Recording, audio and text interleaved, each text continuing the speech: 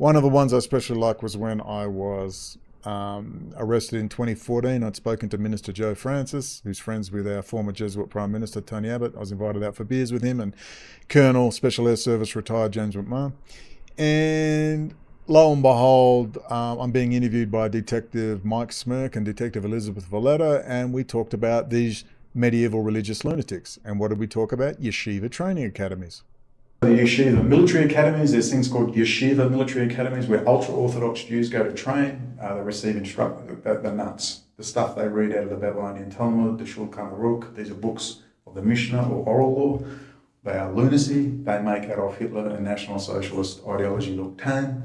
They're told to slaughter the Palestinians as they're animals, they have no soul. Anyway, I could go on and on and on. These are the Yeshiva military academies. And these are very dangerous because you have Australians. It's a bit like ISIS. Everyone would be very worried if, as Australian Muslims are going to train with ISIS. Well, we have a very big problem with Australian Jews going to train in the Yeshiva military academies where they receive training in special forces training. They get their combat pilots from there. They want the best of the best from there. The most committed ideologues of the Israeli state. Explosives training, firearms training, so on, electronic data intercept, specialists in hardware, software development, all sorts of stuff. They then go from there and guess what? They come back to Australia and then they get into a private and military institutions. I understand all that, and that's very well explained on your blog. Ladies and gentlemen, that was 2014, 10 years ago. You want to talk about ahead of the curve? Now, why am I angry? Because I'm not getting enough attention, like Dr. Shiva runs against me? I'm talking about how the fuck does someone perform miracles that I have? And my name is completely unknown. Why do I only get surrounded by very high-level operators who want to associate me with the fucking white nationalist movement, national socialists, and every whack job under the sun? Ever notice that? Fancy that. Fancy that. I want you to imagine the efforts they have gone to completely suppress my case.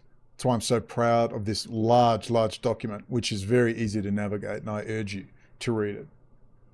The things I have done have been incredible, world-class, on the ball before anybody, and I was getting it into the hands of state counterterrorism, intelligence services, and everything else. Apart from traveling to Lebanon, I traveled to Iran, all off my own back, all by myself. No one asked me, no one gave me a nudge and a wink.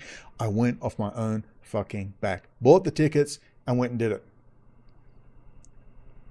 It's not as radical as it sounds because you have a Hollywood bullshit thing about how the world works, and you need to stop.